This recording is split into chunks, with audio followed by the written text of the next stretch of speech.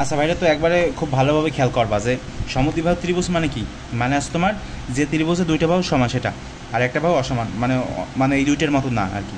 আচ্ছা দেখো কীভাবে ক্ষেত্রফলটা নির্ণয় করতে হবে। তো আমরা কি জানি বলো তো, এখান থেকে আমরা বলতে পারি যে এবি সমান সমান এ, আর কি বিসি সমান সমান হচ্ছে তোমার বি।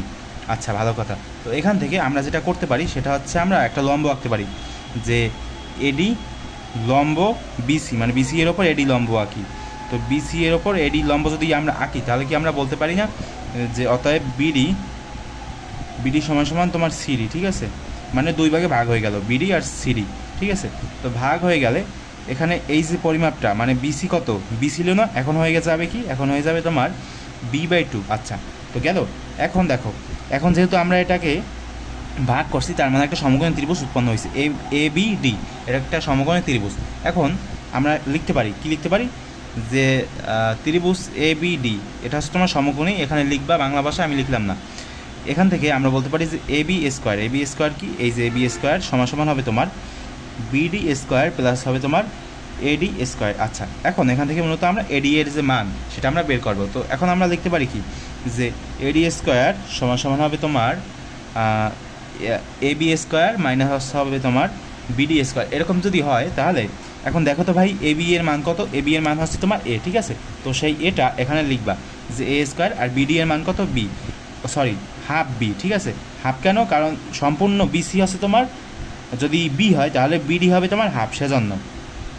অর্থাৎ b/2 এর ওপর স্কোয়ার দিবা, স্কোয়ার দিলে যদি ক্যালকুলেশন করো তাহলে ক্যালকুলেশন করলে কী আসবে, স্কোয়ার এখানে হবে তোমার বি স্কোয়ার 4, এখানে হবে তোমার 4, এখানে হবে তোমার 4a স্কোয়ার মাইনাস হবে তোমার বি স্কোয়ার। অর্থাৎ এখানে তো তোমার এডি স্কোয়ার না, এডি স্কোয়ার থেকে যদি তুমি এডি নির্ণয় করো তাহলে এটার ওপর রুট ওভার হবে, রুট ওভার কী হবে 4a square minus b square. আরে ভাই 4-এর ওপর স্কোয়ার দিলেন না কেন, কারণ 4-এর এখানে আমি 2 লিখবো সেজন্য।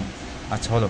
এখন এখানে দেখো তো যে এবিসি এর ক্ষেত্রফল এখন তাহলে কীভাবে নির্ণয় করা যাবে, মানে সম্পূর্ণটার এভাবে নির্ণয় করা যাবে। অতএব এবিসি এই যে এর যে ক্ষেত্রফল সেটা হবে হাফ ইন্টু কী হবে বিসি, এটা বিসি না, এই বিসি হবে, ঠিক আছে?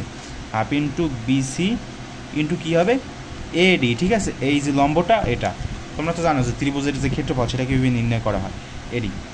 এখন তুমি হাফের জায়গায় হাফ দাও, বিসি এর জায়গায় কী দিতে পারো বলো, সরি তোমরা তো দেখতেই পারো নাই।